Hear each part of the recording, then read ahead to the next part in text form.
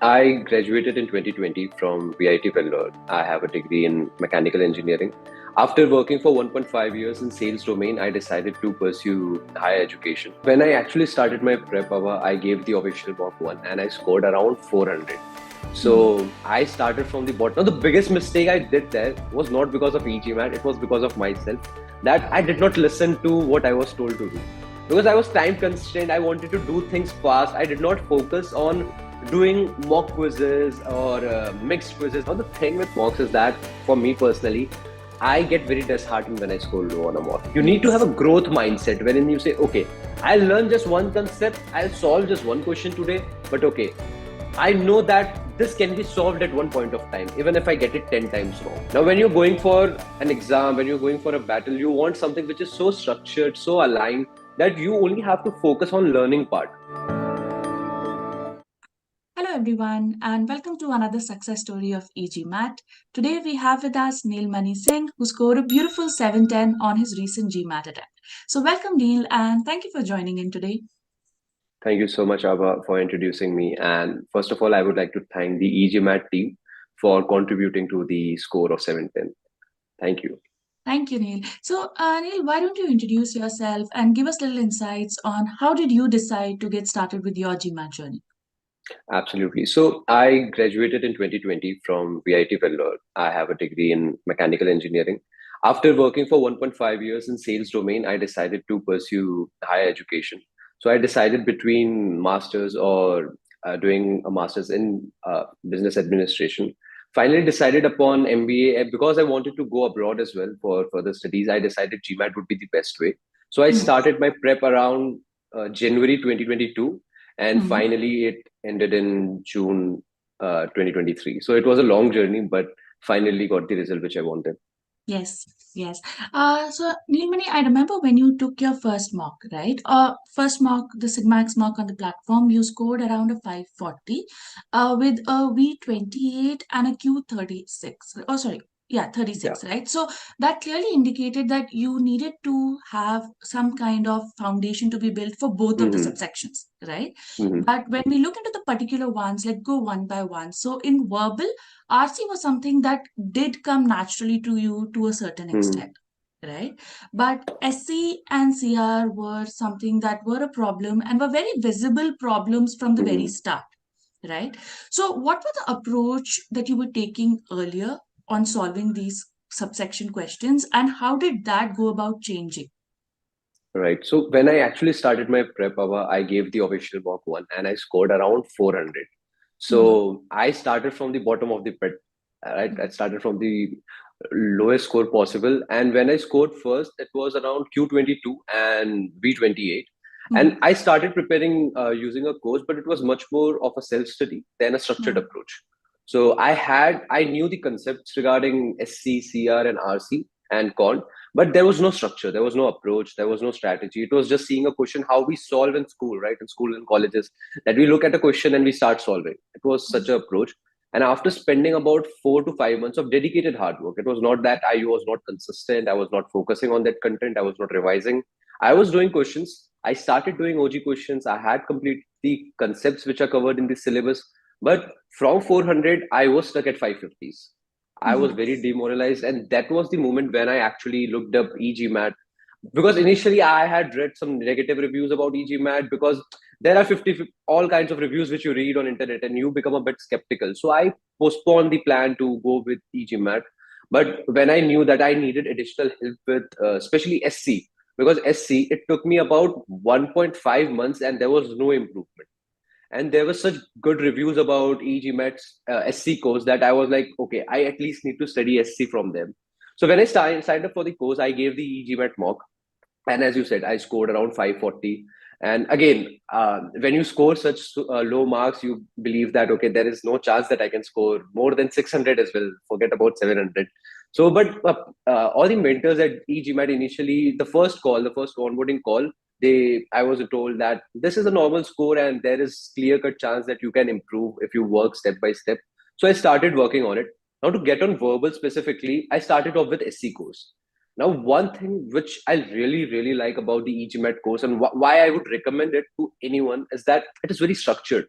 Now, when you're going for an exam, when you're going for a battle, you want something which is so structured, so aligned, that you only have to focus on learning part. You don't have to focus about getting the content together, what you have to study first, what you have to study last. In the e-GMAT course, especially when I started off with SC, I saw that there was a foundation course about master comprehension, and that was a game changer, I swear. I think if you do the master comprehension course and do nothing else, even from e-GMAT, you will have such strong foundations about how to read a sentence in GMAT that cannot be compared, because you do a course which is just 5 hours, but it builds a foundation for you. Then I went to SC and it was structured. It started off with subject, verb, then went to verbs, pronouns, comparisons. So, and there were a lot of quizzes as well, inbuilt quizzes there. So it gave me the confidence that I'm learning, I'm giving the quizzes as well. And those questions built a sense of strategy in me, approach in me. Okay, this is how I need to focus and work on. And the biggest thing, which I think most of the people who are watching this video may know, is the meaning based approach. Is that when you're reading a sentence in SC, they don't want you to judge the sentence based on grammar only. I read this beautiful line somewhere in GMAT Club that this is an exam of verbal reasoning. It is not an exam of verbal grammar or something like that. It wants you to reason your way through the exam. So e-GMAT stresses on this part, that you focus on meaning. What is the sentence trying to convey? Obviously, you will need some grammar rules, which e-GMAT I think covers 80% of them. Rest 20% you can get from OG questions, which you, when you solve questions, you learn. But then when you complete the entire content, you have that 80% material with you. But the special part is that the course focuses on meaning. So just from the concept ways itself, before getting onto OG questions, you are focused on getting the meaning. Now, when I say meaning, people think that how do you know what is the meaning of the sentence and such? But when you read a sentence and you, what e-GMAT does is that they tell you how to visualize a sentence. Now, when you visualize a sentence, you try to take real life examples. So when you will read that sentence in e-GMAT course, or even OG sort of SC question, you try to imagine what could be a possible scenario where this can happen, and you try to fit logic first, then graph. And I think that was a real game changer.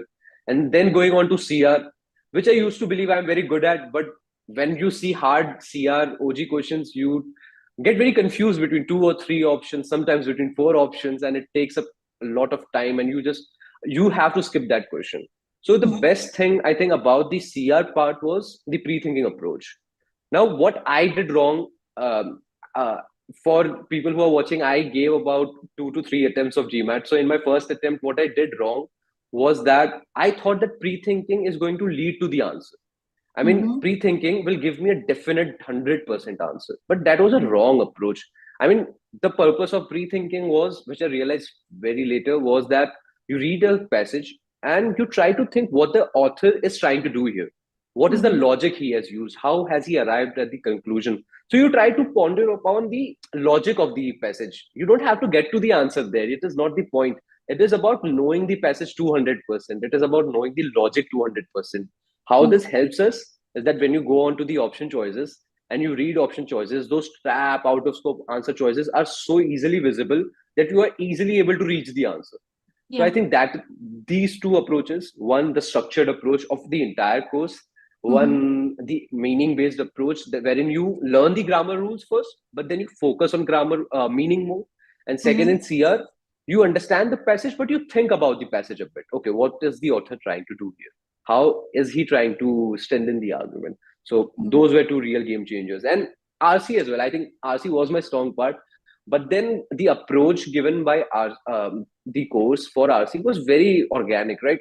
How you need to read a passage, you need to understand, we need to absorb it. So I think overall, I think the entire verbal course is very good, and it focuses on core areas. There are no gimmicks, there are no shortcuts. You have to do those things.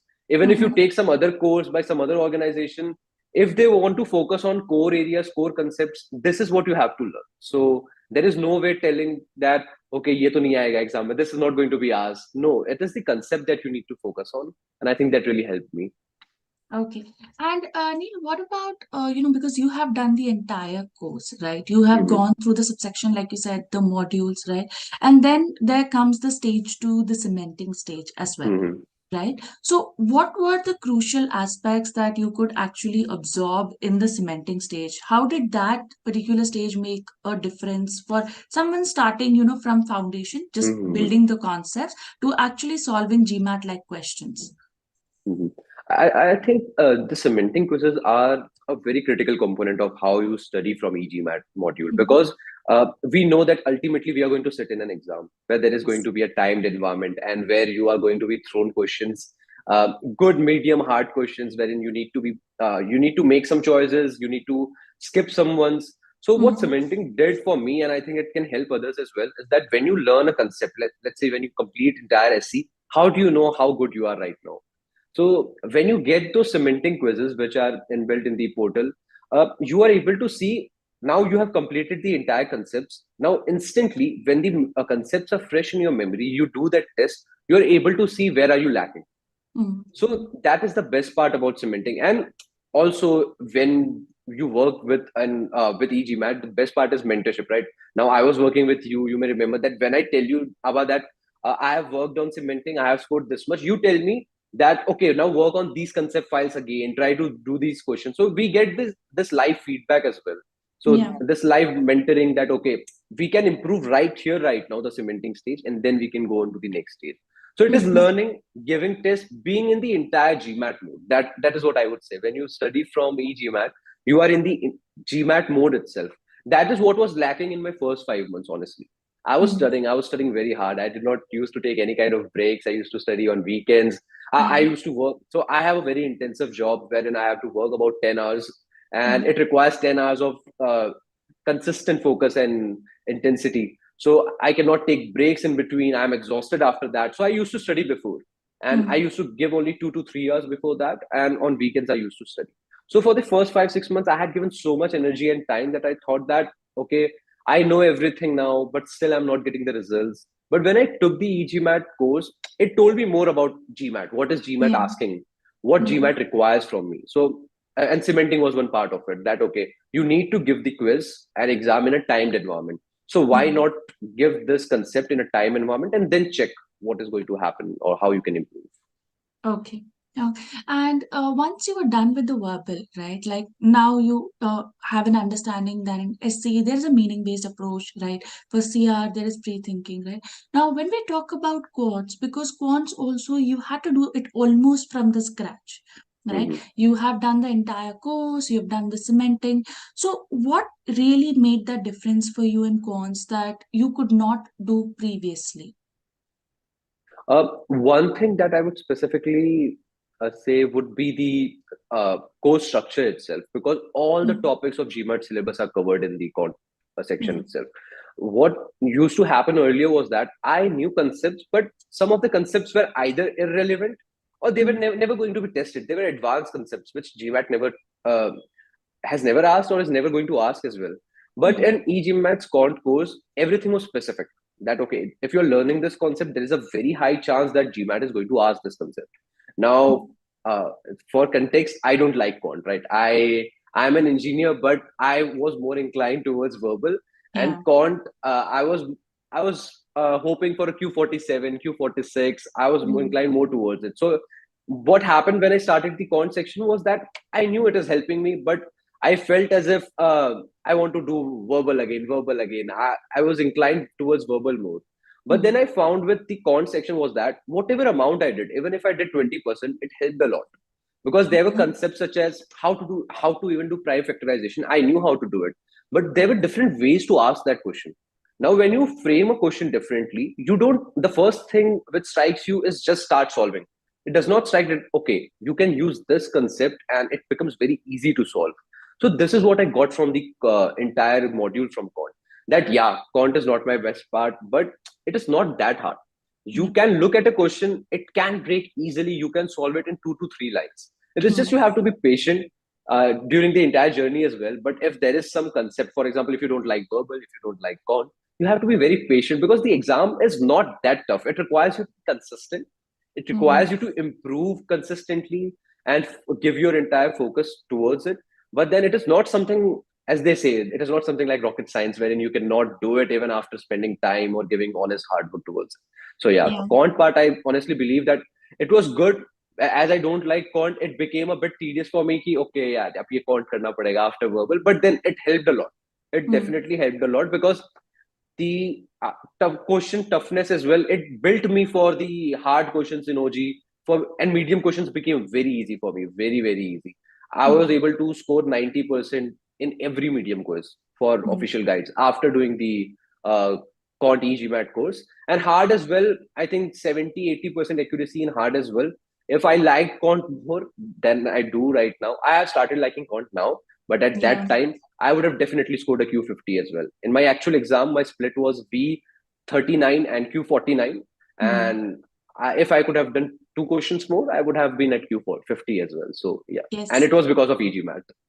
So I think, Neil, this is a very interesting thing that you brought, right? Because many people, when they do not like a particular section, they feel that this is not going to happen at all, right?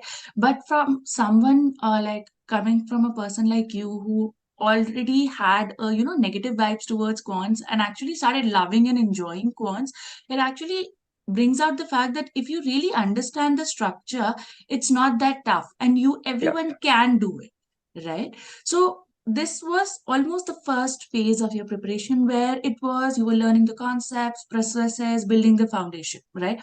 Through the cementing, like you mentioned, you were able to test yourself how good you are with a particular topic or accuracy wise for particular subsections, right? The phase two was an entire different journey for you, right? Because that's when you started taking the mocks and the test readiness came into place, right? So, how important it is to take the mixed quizzes, right? Because I know that you have taken enough mixed quizzes, right? And you have taken a good number of mocks as well, right? So, what were the things that you started identifying as a problem while taking these mixed quizzes, and how did you overcome them eventually? Mhm. So yeah, mixed quizzes are a very important part. The entire mock warm up. So the first attempt which I gave, it was Hmm. around November 2022, and I scored Hmm. um, around 640, 650. But Hmm. in 2 days before my mock, I had scored around 710. So Hmm. I was really disheartened, but I realized that I was not ready for a mock. I was not ready for the exam itself to Hmm. sit and focus for 2.5 hours. Now, the biggest mistake I did there was not because of e-GMAT, it was because of myself, that I did not listen to what I was told to do. Because I was time constrained, I wanted to do things fast. I did not focus on doing mock quizzes or mixed quizzes. I was like, okay, let's get done with the exam, apply to the colleges, and be done with it very fast. Hmm. And this happened. Now when I came back, when I wanted to do the second attempt, I realized that I need some mentorship approach which is guided towards GMAT, and people who are already expert, I should listen to them instead of focusing on what I can do. And as you told, I completed the concept files, I did redid them again, I understood everything, but there were no proper results to showcase that. And Yeah. that was the moment when we started off with the mixed quizzes. Hmm. And I cannot stress upon it how big of a game changer that was, because I was stuck even after doing all concepts, everything at around 650, 640 at max.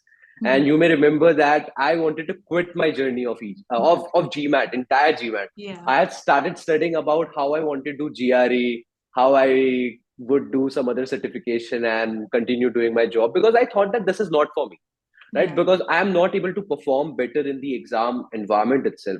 And that was the beautiful moment when you and Rashmi told me that, okay, your scores look good, let's try and work on it, and this can happen. And that was the Yes. major reason that I focused, okay, we have done the concept files, we have focused and worked so much. Why not try and do this last phase of mocks and mixed quizzes? And that was the moment when you gave me mixed quizzes of verbal and quant. We used to do verbal, then another day we used to do quant, then we used to do mixed, wherein we used to do verbal, then a 8 minute break, then quant.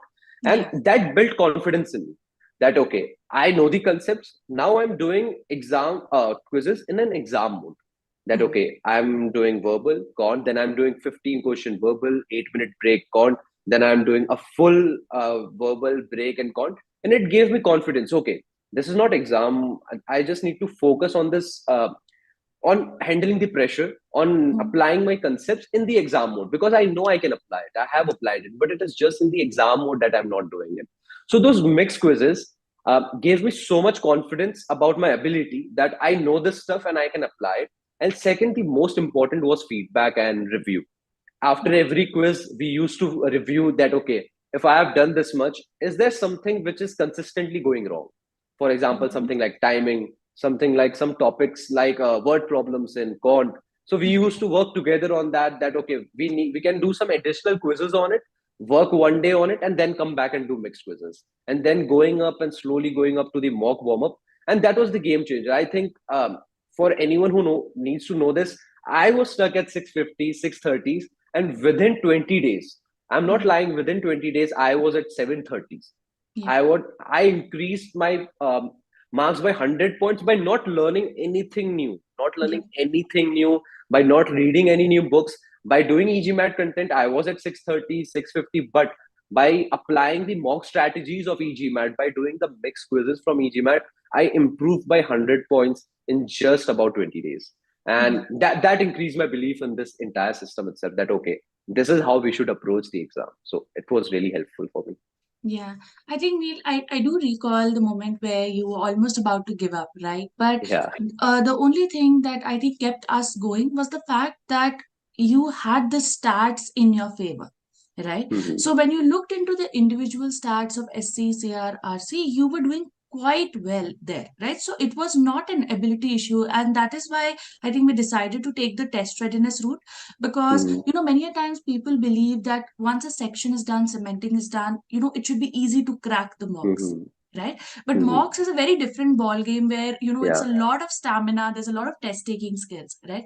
So one of the important test taking skill that everyone really talks about is how to manage your time, right? Hmm. Be it you manage your time across the blocks, or how do you manage your time per question for each of the subsections, right? And I know personally also that this is something that you also started learning in the test taking skill, right? Hmm. So, what were the things that made a change for you this time around?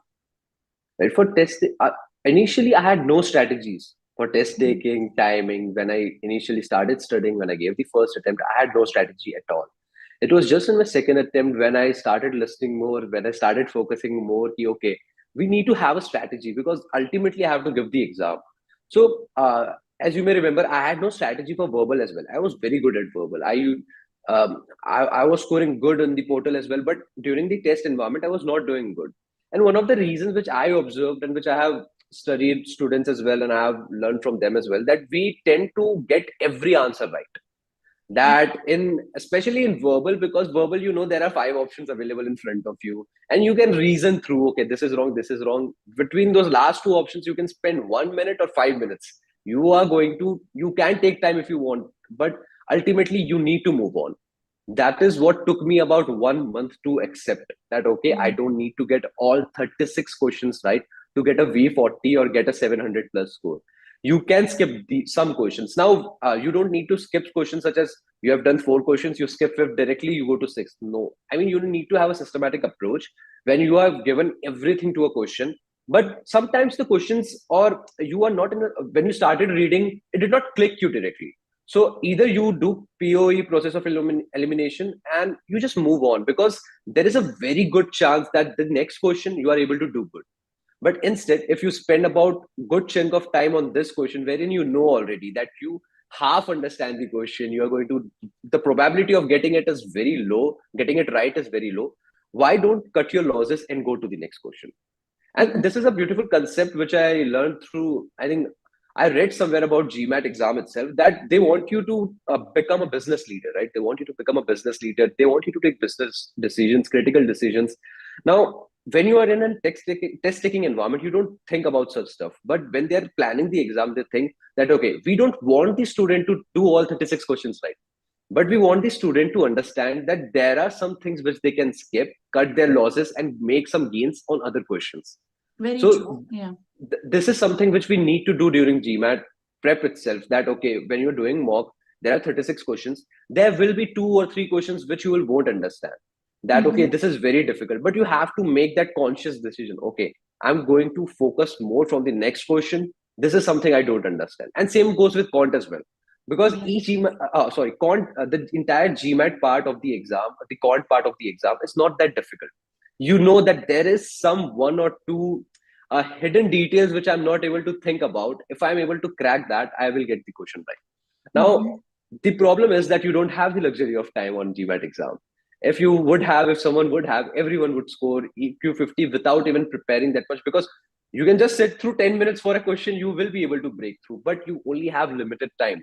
So you Yeah. need to be conscious that, okay, this is my strategy. Now I have done everything that I can concept wise. Now, if I'm doing 10 questions right, there will be a couple of questions which I'm not able to do or not able to understand them.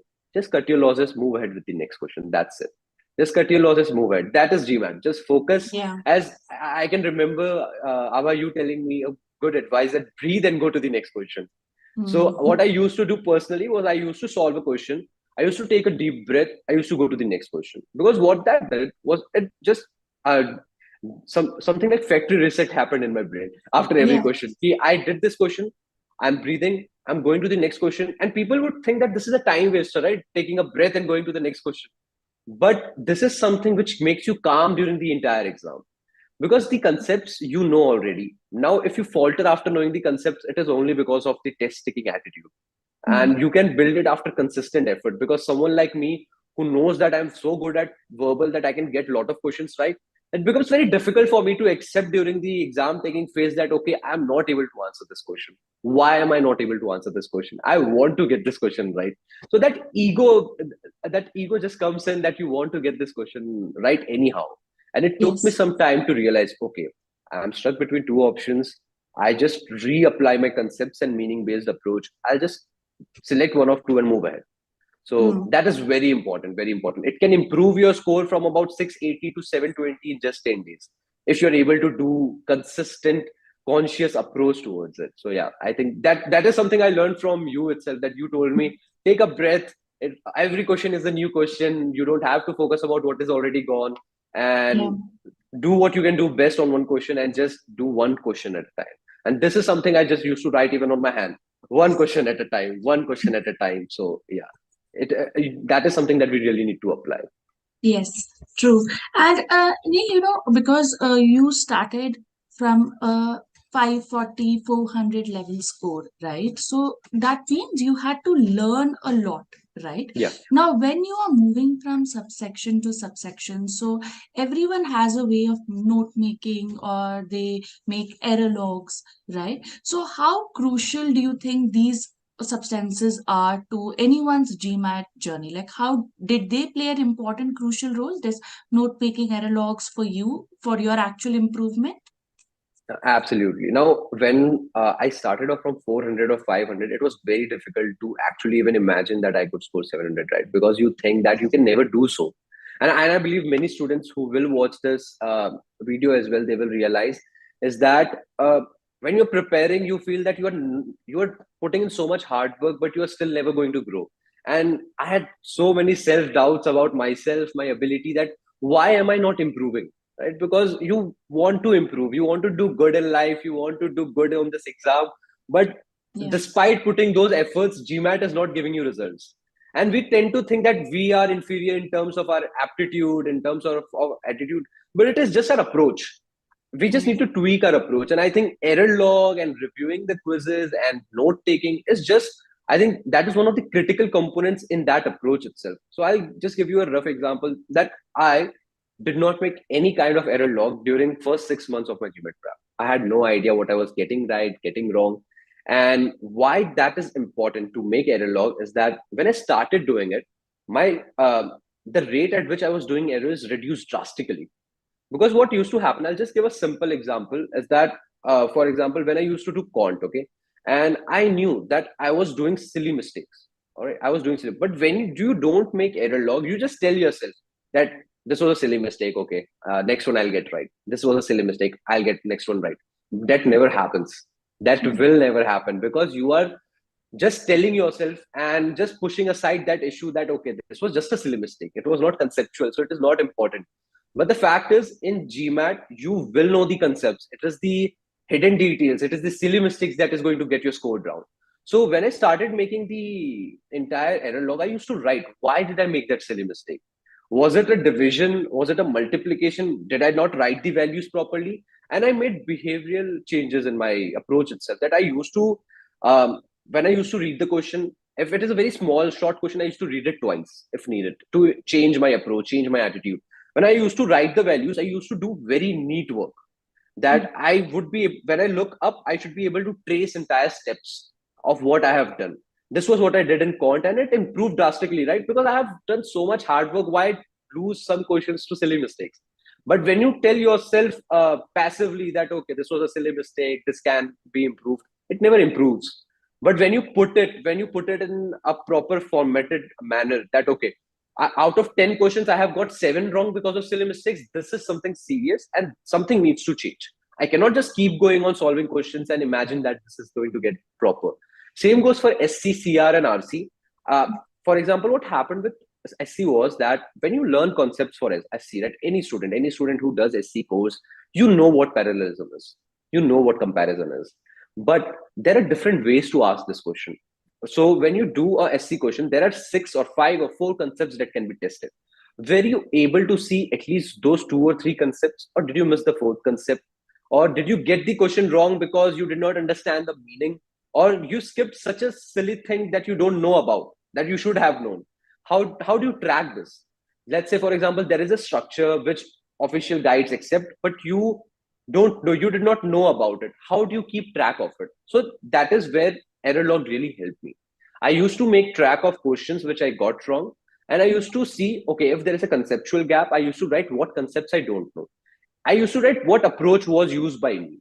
So there is a beautiful template created by e-GMAT itself for everything, for SC, CR, RC, Quant as well. So I used to utilize that, and in that I used to write what was my approach, what I got wrong, and what is something that I'm going to do it again.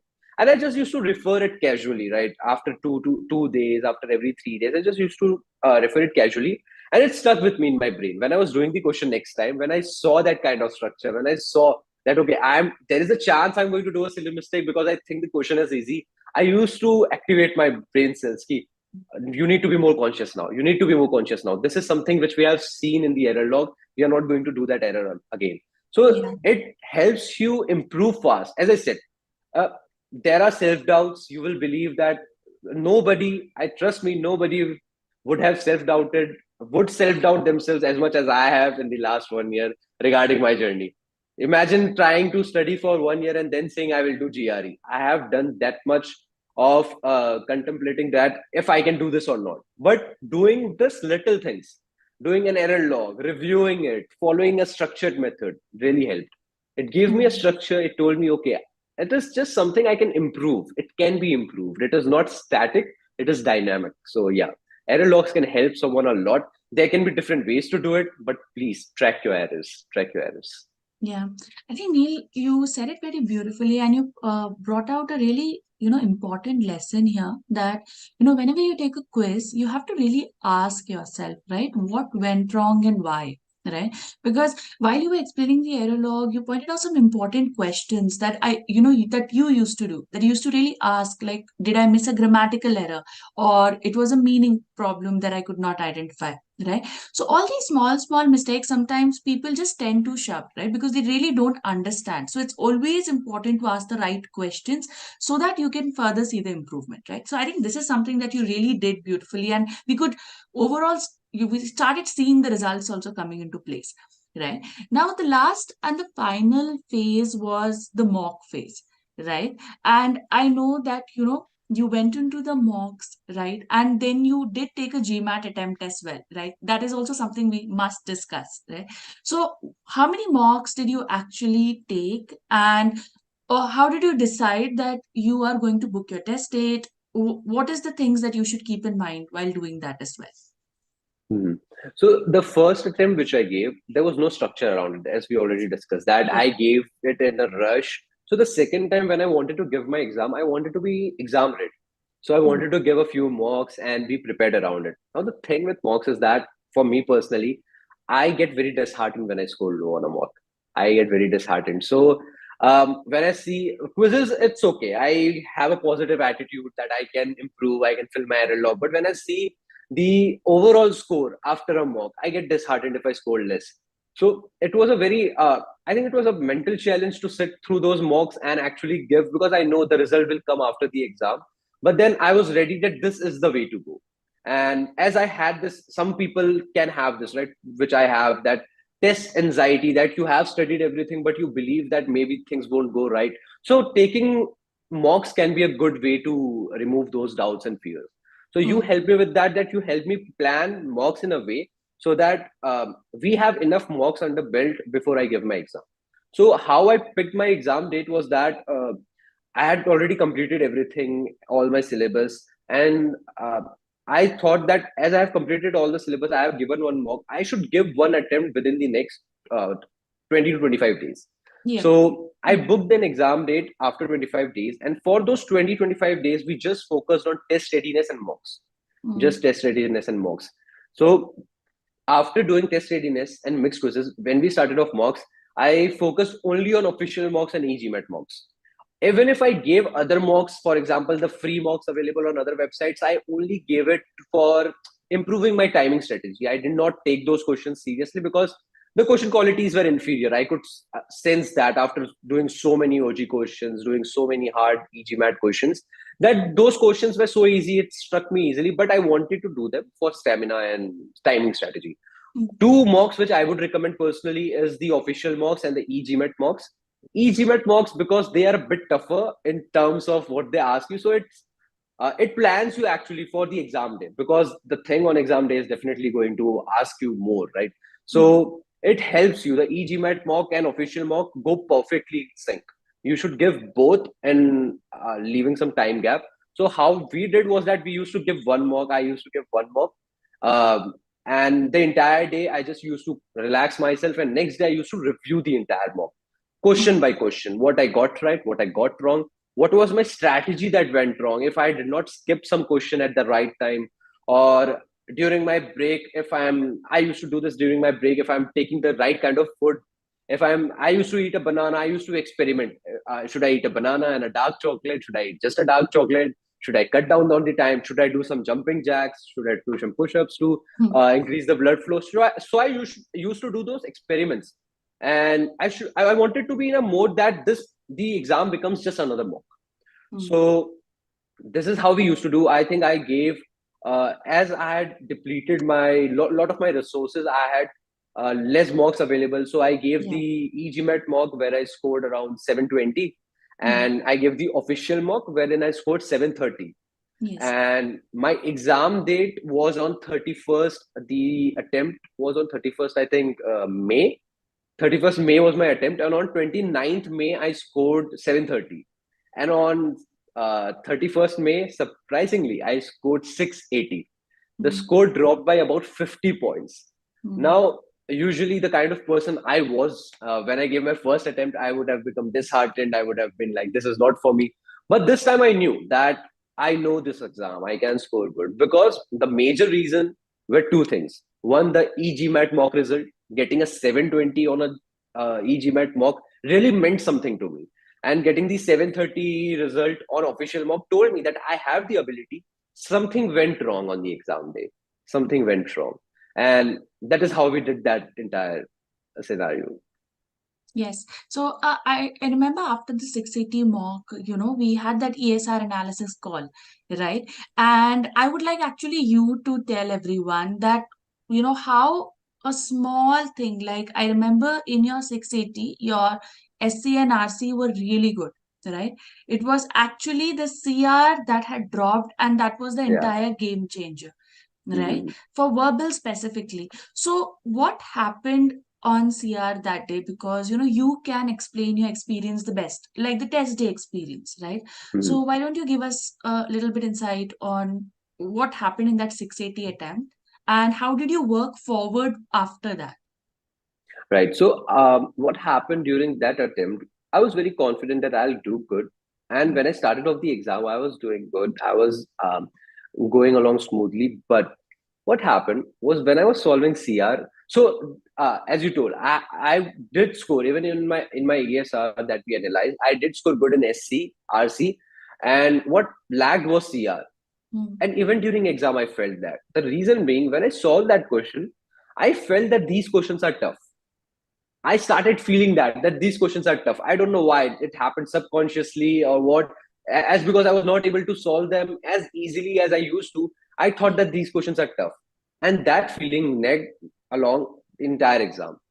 So I made sure as I had this entire strategy, I had never scored less than V40 in any mock.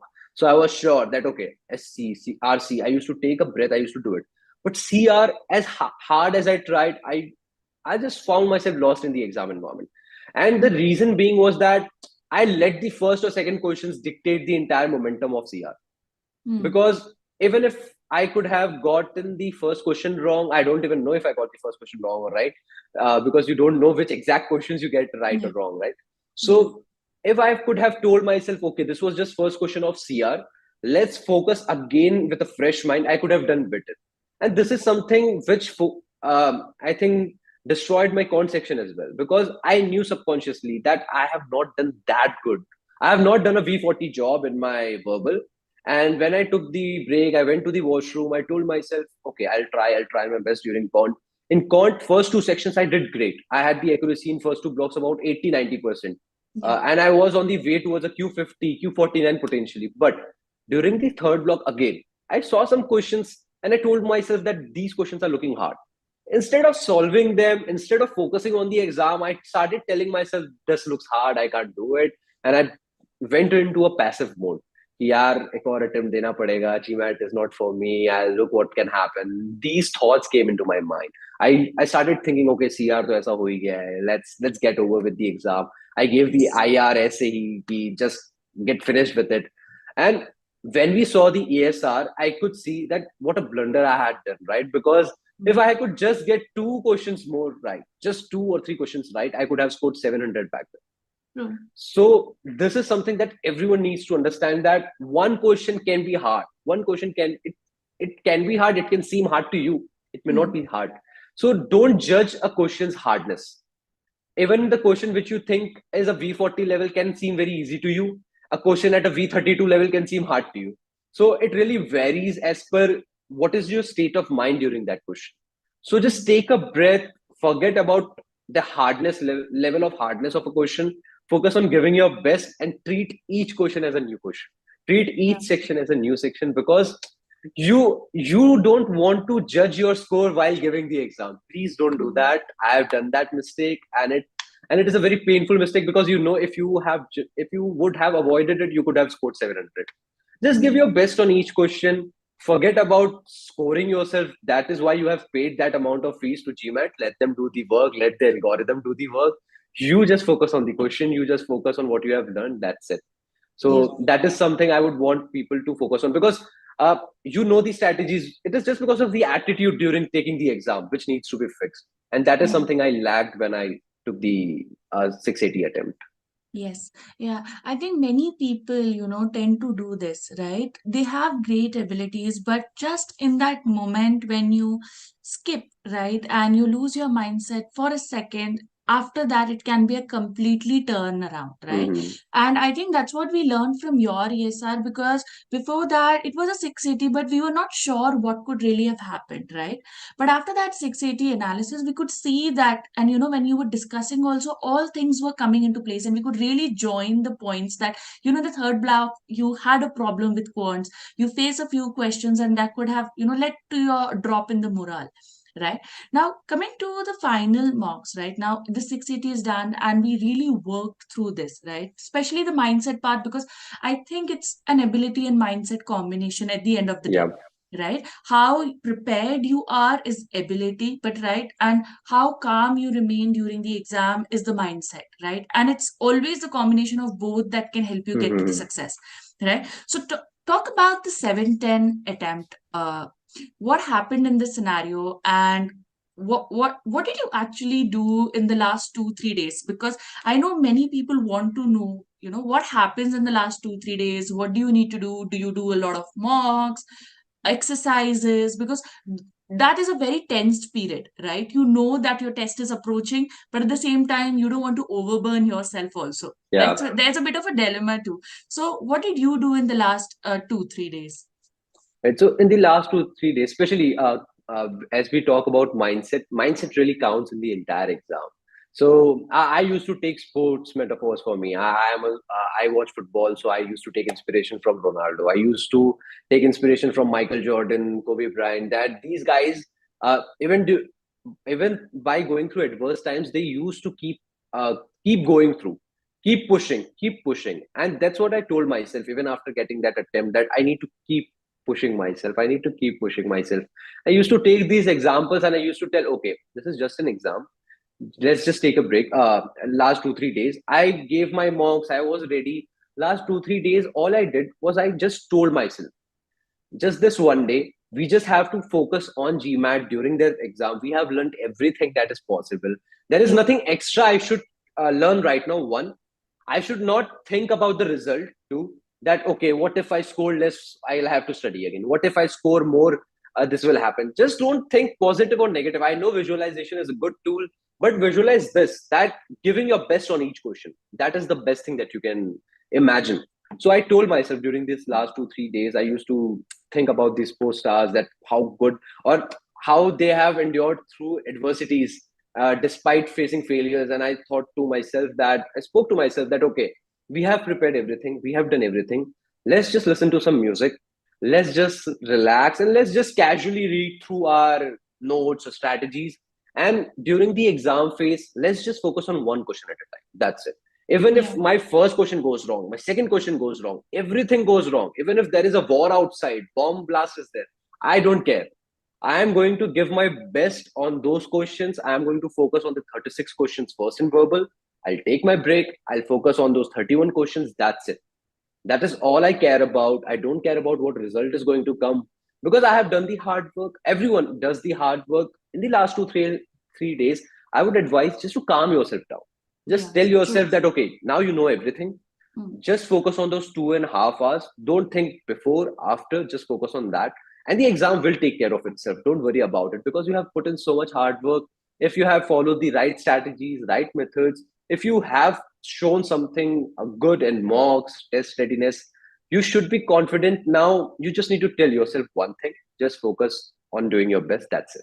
So that's what I did in the last 2 3 days. Did not eat anything which I did not eat regularly.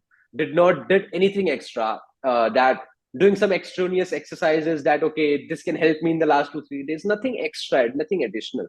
I meditate, so I do that daily. So that helps me to be calm. That helps me to be present. So that is something I do, which I can recommend someone at least start before 15 or 20 days. If you do regularly, that's good. And if you start at least 15 days before your exam, that helps you. That helps you bring things into perspective. That makes you calm. Okay, this is just an exam. It is a test of your ability. It is a mindset game. There's a beautiful concept by a psychologist that skills regarding verbal and con, these are not skills that you're born with, right? There are some skills. Okay, for example, someone like Messi, you can say okay, he was born talented. But Yeah. then if you say that someone was born good with maths, that never happens. So what happens is that you, if you tell yourself this is hard, this is not going to happen, this will never going to happen, this is not going to happen, you need to have Yes. a growth mindset wherein you say okay, I'll learn just one concept, I'll solve just one question today. But okay, I know that this can be solved at one point of time, even if I get it 10 times wrong. Just have that positive approach. I know it is difficult to think about such stuff when you are going through it. And as I said, trust me, it has been a long journey for me. I have told myself that I cannot do it so many times. But the thing was, next day I used to tell me, okay, I have to do it. I Yeah. should do it. And that kind of mindset helps you, that despite being a very being in the low zone, being in the 400s 500s, if you keep telling yourself okay, let's be calm, let's be patient, one day at a time, one question at a time, let's keep pushing forward, let's keep pushing forward, one day you will see the score. That is Yes. 100% guarantee. True, true. And why don't you take us through your test day experience? Because I know that itself was a story, right? So, Yeah, the last time around in your 680, you went for an offline attempt, right? offline. Hmm. And this time around, we decided that we'll take an online attempt only because of the Yeah, feasibility of the circumstances, right? correct. So, what were the things that you kept in mind in your online attempt? How did you prepare yourself, mentally, even your environment around, right?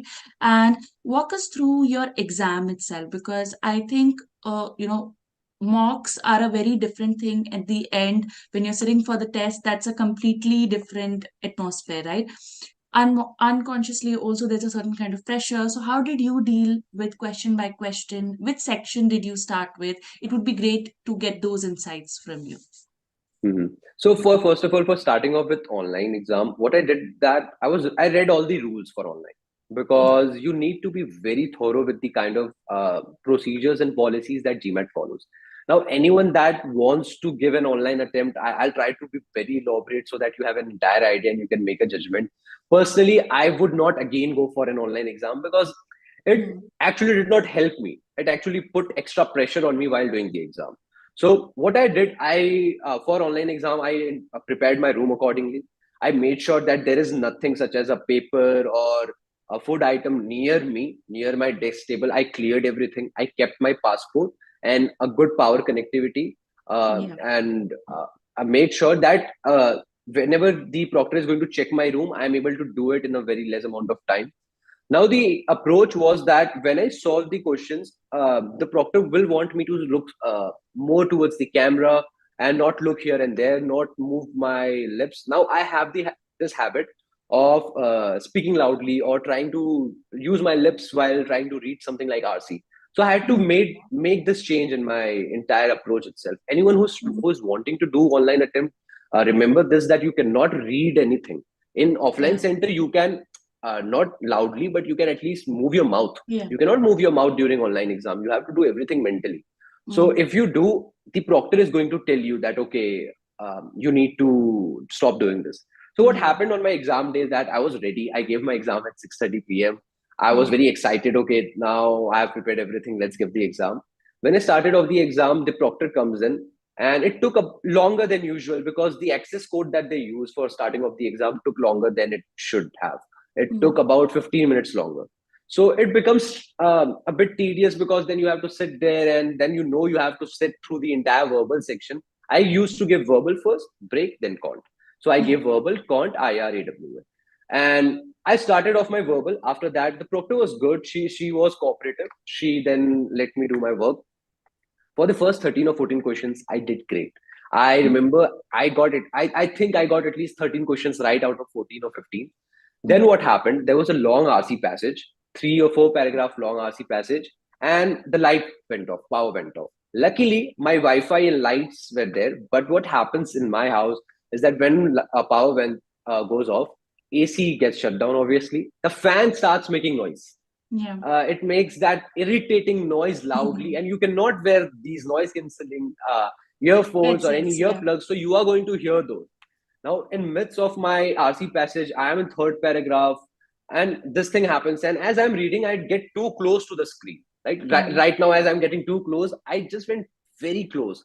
The proctor told me that you are getting out of the camera frame. Just look outside, look in the camera. I just went out, and this was a mental challenge for me because two things happened during an RC passage. I was so involved, and there were 4 questions after that, and I thought, okay, again that thing is happening, that I'm going to lose my momentum, I'm going to lose this attempt itself. But then I told myself to take a breath, calm down, give your best on these 4 questions. And when I was over with these 4 questions, when I was at 18th or 7th question, I just stopped for 10 to 20 seconds. I just Yes. stopped and told myself that there are 18 questions left now. I know my ability. It is so good that I can score all 18 right. I told myself this, that there is a chance I can score all 18 right. Even if not, I can score at least 16 right. Why don't focus all my energy on these 18 questions? Forget about what has happened, forget about what is going to happen. Let's just focus on these 16 questions. That's it. 18 or 16 questions. And I start refocusing. And now what happened after some time, the power came back and the AC started to make noise again, but now I stopped caring because Yeah. I was like, now I need to finish this section. As I started giving the exam, as I started to progress, during the 30 to 36 questions became very hard. Mm-hmm. Now it became so hard. I was like, I read Economist, I read New York Times. What is this structure? Why are they asking like this? But then I completely forgot about this part of GMAT, that when you do good, start asking you hard questions. Yeah. I completely forgot about this, that I was doing good in the exam. I was like, Arey, I am doing bad. These are hard questions. But then the break came. And what happened during my break was that I called out the proctor. Hey, hey, hey, she did not respond. Mm-hmm. So I thought that, okay, let's just end the break, end the session and start the break itself. I would not recommend doing this to anyone. I did this because I just forgot about the part that okay, I should wait for 5 or 4 minutes because I did my part, right? I called them out, but you should wait longer than I did. You should wait Mm. for 2 to 3 minutes if it happens with you. Show your whiteboard again to the camera and then Yeah. go to the break. I Mm. did this mistake that I did call out, but I should have been more careful. Okay, this did Mm. not backfire, but it could for you. So just take care. I Yes. took the break, I went to the washroom, and I told myself this simply: I don't care what happened in verbal. I don't care. I don't care what has happened in previous attempts. I have an ability of Q49 in mocks. I will score a Q49 and I will focus so much that I'll get a Q50 right now. I told Yeah. myself this repeatedly during breaks that I will do this. Now, when I came back from the break, now during breaks, what I used to do: eat a banana, do jumping jacks, wash my face with cold water Mm-hmm. to just refresh. It helps you because banana releases brain. There are some chemical reactions which happen in your brain after eating bananas, which make you more active. So, and it is recommended value even you should eat a banana. So I used to take Yeah. only one banana. Don't take 2 or 3 because that makes you sleepy. So hit the right amount of bananas Yeah. and wash your face with cold water. Do some jumping jacks, and then I came back and I told myself that okay, they need to check the room again. Yeah. So what I did, there were 2 minutes left on my break. I came, I finished my break, and I thought now room check will happen. There will be different time for that, but no. The time that they review the room is within those 8 minutes. So Mm. don't click anything without asking the proctor. Come in, ask, tell them that you have come back from the break. They will monitor the entire room. What happened with me was that 8 minutes break was over. There were 20-30 seconds allotted for this room check.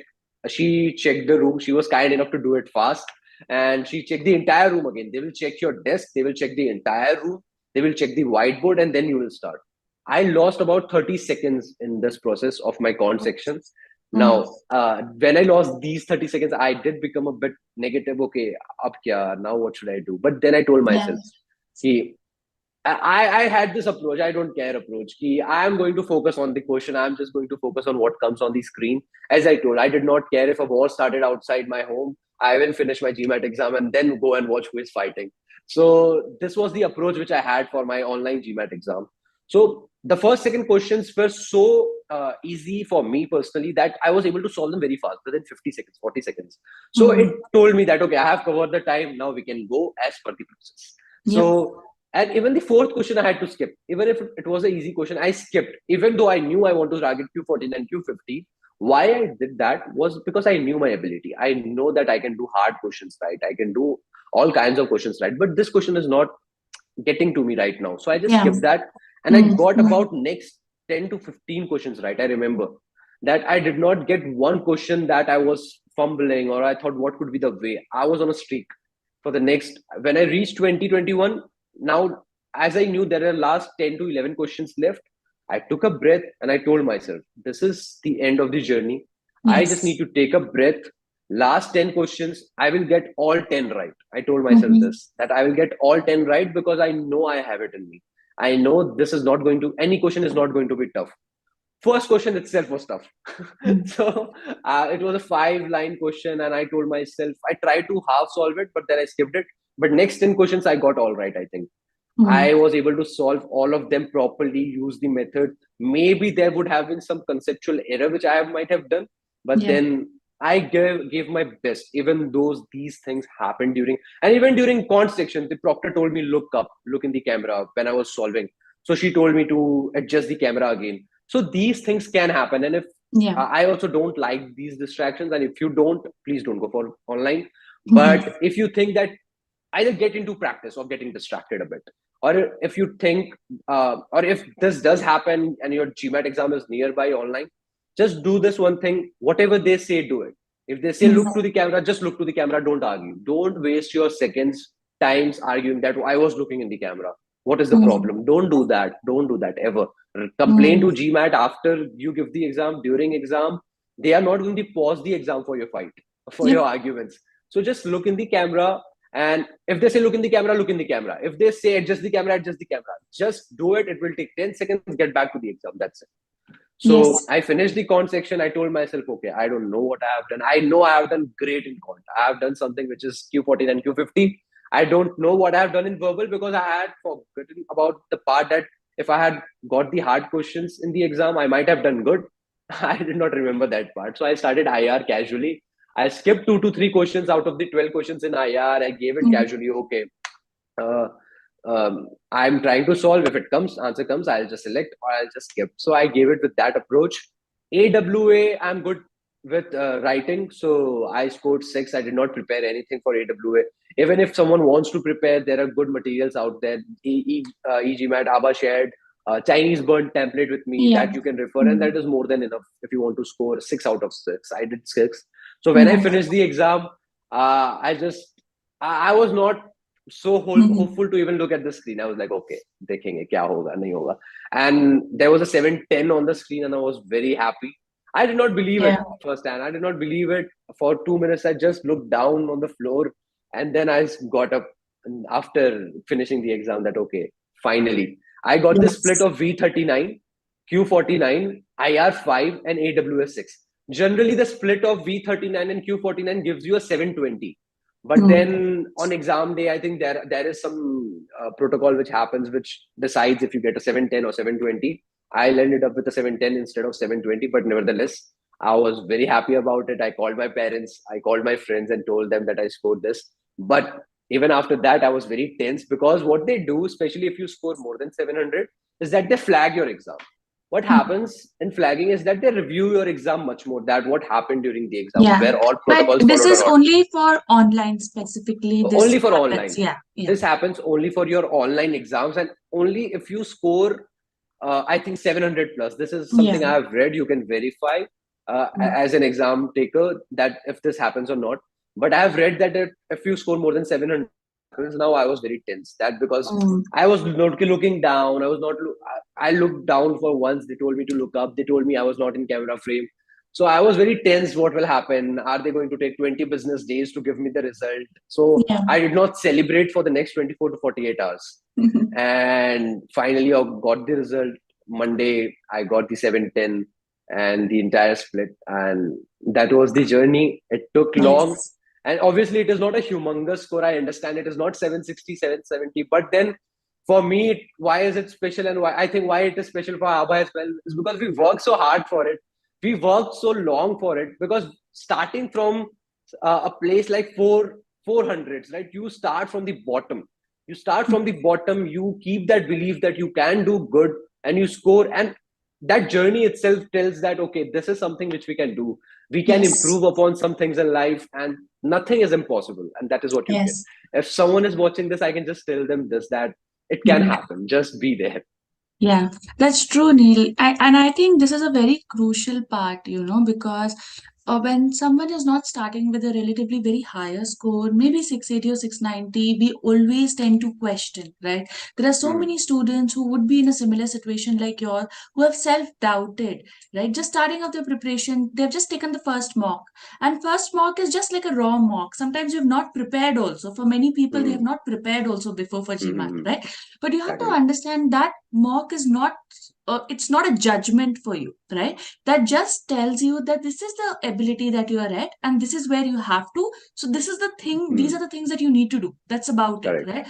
But if Mm. you really follow it through, because I think this is the most beautiful part about your journey, right? There were hurdles. It was a completely roller coaster ride at some point, right? There were points where you felt like giving up, but what got you going is that you had already put in so much effort in this part, right? It was just about pushing it for another 20-25 days, right? And I think that attitude of yours sums up this entire journey also, that you never let it go. Even those thoughts came in, you still went ahead, right? So that was, I think, that sums up your journey. And Neil, this is something that I really wanted to ask personally also, right? Because I know that this journey has been huge, right? There will be a lot of takeaways, but what would be the top 2 or 3 takeaways that you feel that is something that you would like to share with the other GMAT test takers, right? That really made a difference for you at this point. Right. I'll share three. First, I'll say is that having a belief system. Yeah. That is the most important, because the entire exam, even while you are given the exam, you may know the concepts. If you tell yourself this question is hard, you are going to believe it is hard and you are not going to solve it. So have a belief system that you can crack this exam. Tell what your goals are, right? My goal was to go into a top business school, top 50 business school, and I'm in sales and marketing. I want to pursue a career in sales and marketing. So I kept that in my mind.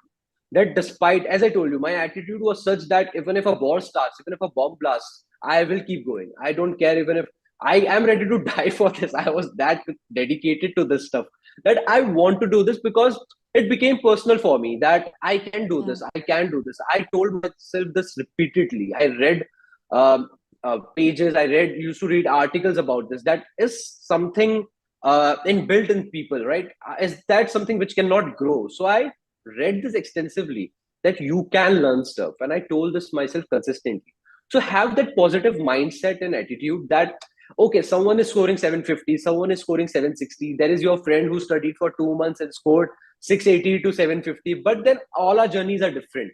He may have Yes. some positives, you may have some positives, their negatives and your negatives may differ. So I told myself this, that okay, someone is doing good, good for them. I'll focus on my journey. Okay, I have some positives, I have some strengths, I have some weaknesses. Even if this is one of my weaknesses, I can improve.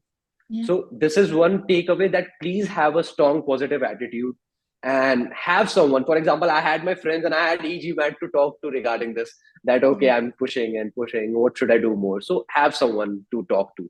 Yes. Second, I would say is that have a clear goal. I would say, because if you have a clear goal, how much you want to score, which schools are you Yes. targeting? So let's say if you are not targeting a top business school, let's say even if your goal is just to get if you are okay with college which is not top 50, not top 75, it is not Yes. necessary to go 700 plus. If you have a good profile, it is okay. Define your goals. If you believe Yes. you want to get into Ivy League, define your goals. You need to score 750 plus. You need to be around that at least. Obviously, other parameters matter, but then you need to define your goals accordingly. This is what Yeah. I need to score. This is why I'm giving GMAT exam itself, because that is going to give you perspective why I'm working with so much intensity for something. You should have a purpose behind it. So first is having a mindset, second is having a goal, and third I would say having a plan. Now having a plan and a structured plan. Now I had a plan when I started my GMAT. I had read GMAT club reviews, I had watched interviews, but the thing is, when you have a plan, there is and you don't have any experience with the enemy itself, there is a high chance you will fail. Either you become expert of the exam itself, then you start preparing. There is a different thing. So what I would say, I would recommend is going for a structured approach such as e-GMAT or any other which you think can help you. I don't mean go directly for a coaching or tutoring. What I would say is have a structured approach. That is what I mean. Is that, let's say, if you believe that you can build a structured approach yourself, you can. If you know about the exam in so detail, you don't need anyone's help. Good for you. You don't need coaching. But if you think that you need a structured approach, you need a method. You like to do things methodically, and you don't want to do things randomly. You need expert advice, people who have worked with GMAT, people who live and breathe GMAT, who know every step of GMAT. I would say get that, Yeah. have that approach. So that is the third, and I think that is one of the most important ones as well, which will help you save time. Yes. So have a structured approach, and that structured approach comes through working with experts. So I worked with e-GMAT. I would definitely recommend, because I have personally worked. I have seen results. I did not see results, but that did not make me negative towards e-GMAT, mainly because of the reason because I did not follow it properly. I mean, you Yeah. have a course. Have you followed it 100%? Forget about 100%. Have you followed it 80%? I did not even follow it 80 or 100%. I did 60-50%. So Yes. I had that I liked the entire course. I like the structure. Why not give my 100% towards this course? Yes. So this is third and most important, I would say. If you're starting GMAT now, do one thing: take 2 to 3 days, understand the exam, see the structure. If you Yeah. can tell yourself, okay, I don't need anyone's help, I am an expert regarding how things can happen along. Good, because some people can do it, and I thought that I can do it, but I was not able to. So Yeah. now I believe you, if you want to save on time, you can reduce your journey from 1 year to 7 months, from 5 months to 2 months. That is what I would say. It is as simple as that. You have a Yeah. structured approach. You have a mentor. I had Ava, and she told me what to do. She was there at each step mentally as well. She supported me. Okay, we have done this. You can do. You are capable. So these things help, right? This is a structured approach. There is mentorship. There is this a quality of tutorship that you receive. So that is I would stress upon. Please take some time, go for structured approach. If money is not a constraint, try to spend some money on, let's say, books or courses, and get GMAT done in the right. Don't do it Yes. passively, be actively involved. So that would Yeah. be my advice. Yeah, I think Neil, you've put it across really, point by point and very beautifully, because these are the most important pillars for anyone's success, right? Understanding the right support system, because when you're preparing for GMAT, sometimes it can be very lonely. So if you Hmm. have a proper support system like a mentorship or friends who are preparing for a similar exam, you can always discuss and get that kind of support. That is very, very crucial, right? And Hmm. the last and the most important, following a structured approach, right? Because Exactly. when you're Hmm. preparing for an exam like GMAT, it's very competitive, right? So Hmm. every minute, every day counts, right? You learned it the hard way, I would say, a Hmm. bit, right? Because you had started preparing, then you did not see the results. Even when you took the platform, like you mentioned right now, right?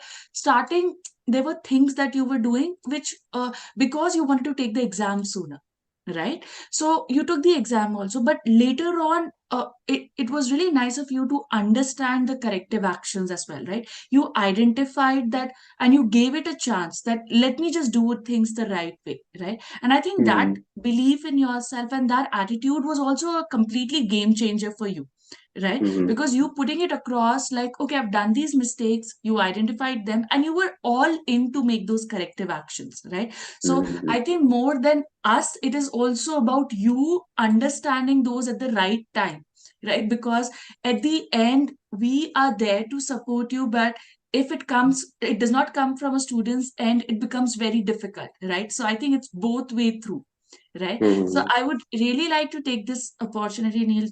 It was to thank you, and I think it was a great journey working with you, and a huge congratulations on your 17 again. And thank you for taking out the time today and joining us and sharing these insights, because I'm sure every story, moment that you share today is going to relate to some or the other person sitting out there, right? And I'm sure that it's going to inspire them. So thank you, Neelmani. Thank you for joining in today.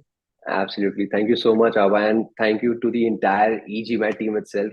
And as I said, I started from 400 and reached 710. I had negative perceptions about e-GMAT even before starting.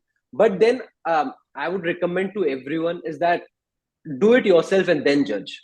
Don't just read reviews. Now you will see videos on YouTube.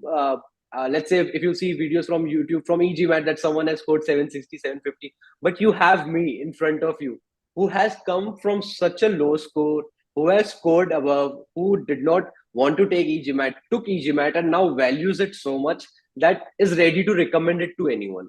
So try the course, take a Yeah. trial, or do it yourself. That would be my suggestion. Do it yourself and judge it for yourself. Give your Yes. 100% towards it, and trust the process. That's what I would say. And I would like to thank everyone at e-GMAT, and especially you, Abba, for being there at every step. That's all. Yeah. Thank you so much. Thank you. Thank you, Neil.